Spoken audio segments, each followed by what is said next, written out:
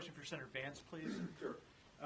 You were recently elected. You won a tough primary to win the nomination. Do you think the Republican leadership here is out of touch with GOP voters on the border and on Ukraine, given that this was unveiled, hoping that it would get 25 Republican votes, and it's probably not going to get any Republican votes on Wednesday? Well, I want to echo everything that Ted has said, and I think all of us have made this argument that leadership really screwed this up. I think they made a series of political arguments that were never going to actually fly. They knew, or at least should have known, that this bill was never actually going to get there. And certainly on the Ukraine question, yes, I think leadership is massively out of touch with Republican voters.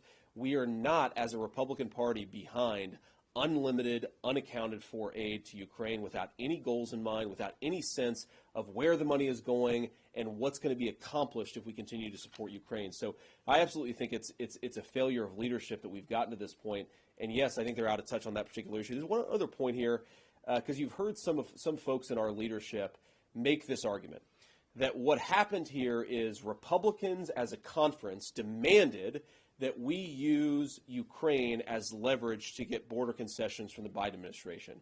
They'll say things like, well, you wanted us to negotiate for border security, and now that we have this package, you say that it's not good enough.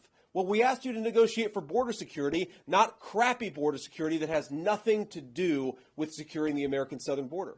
So this idea that we signed a political death compact where we wanted to negotiate for border security, so we're therefore committed to supporting any package that comes out of these negotiations, is ridiculous.